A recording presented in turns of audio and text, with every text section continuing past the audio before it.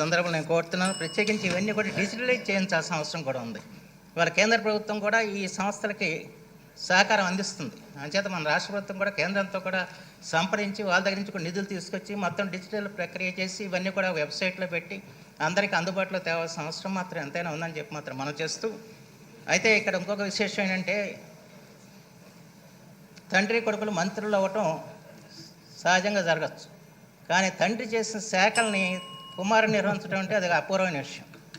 ఎందుకంటే మొట్టమొదటిసారిగా 27 సంవత్సరాల వయసులో చంద్రబాబు గారు టంగుటూరి అంజయ్య గారు మంత్రివర్గంలో ఆయన మంత్రి అయ్యారు. ఆ మంత్రి అయినప్పుడు వారికి ఇచ్చిన శాఖలు ఏంటి? ఆర్కైవ్స్, ఆర్కియాలజీ, సినిమాటోగ్రఫీ, తర్వాత లైబ్రరీస్. అయితే అవన్నీ గతంలో విద్యామంత్రి చేతిలో ఉండే కొంచెం విభజించి ఎక్కువ మంది మంత్రులు అవడంతో వీరికి ఇవ్వటం జరిగింది.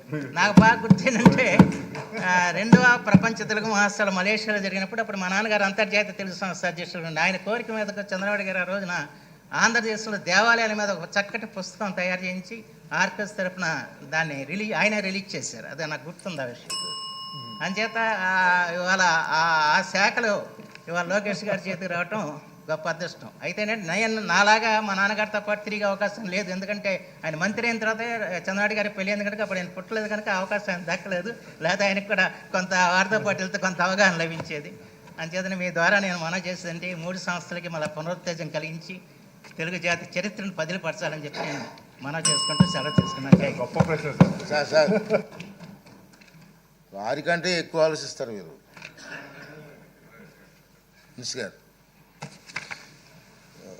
అధ్యక్ష, మండల్ బుద్ధప్రసాద్ గారు చెప్పిన విషయం వాస్తవం. అధ్యక్ష, నేను మంత్రి అయిన తర్వాత లైబ్రరీస్, ఆర్కైవ్స్, ఆర్కియాలజీ నాకు ఎందుందని తెలుసుకుంటాం జరిగింది.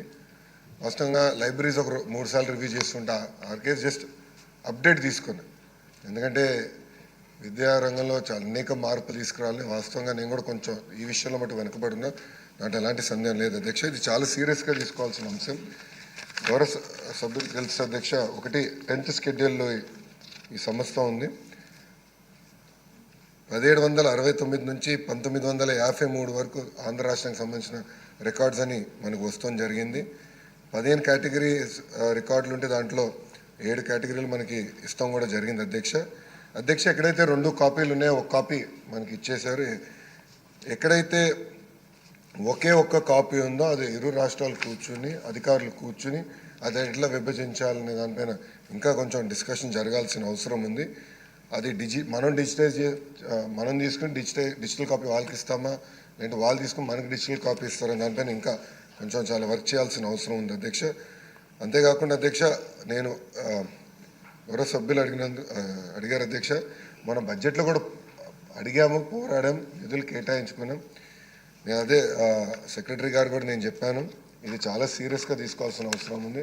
అవసరమైతే సిఎస్ఆర్ నిధులు తీసుకొచ్చే బాధ్యత నేను తీసుకుంటాను. మళ్ళీ పూర్వ వైభవం మళ్ళీ తీసుకొద్దామని గౌరవ మన సెక్రటరీ గారు కూడా నేను తెలుపుతాం జరిగింది అధ్యక్ష. దీంట్లో అధ్యక్ష డిజిటైజేషన్ కూడా మనం పెద్ద ఎత్తున చేపట్టాల్సిన అవసరం ఉంది. ఇప్పుడు మనం చూస్తే అధ్యక్ష, రెంటెడ్ ప్రిమిసెస్ అంటే ఒక టెంపరీ భవనాల్లో మనం ఏర్పాటు చేసుకుని 24,347 స్క్వేర్ ఫీట్ భవనంలో ఇది ఏర్పాటు చేస్తాం జరిగింది. అక్కడనే మొత్తం ఈ రికార్డ్స్ అన్ని కూడా మెయింటైన్ చేస్తాం జరుగుతుంది అధ్యక్ష. నేను మంత్రి అయిన తర్వాత గౌరవ ముఖ్యమంత్రి గారు నేను అడిగాను, మనకి సెంట్రల్ లైబ్రరీ లేదు, సో రాజధాని ప్రాంతంలో సెంట్రల్ లైబ్రరీ ఏర్పాటు చేసేదానికి భూమి కేటాయించాలని గౌరవ ముఖ్యమంత్రి గారిని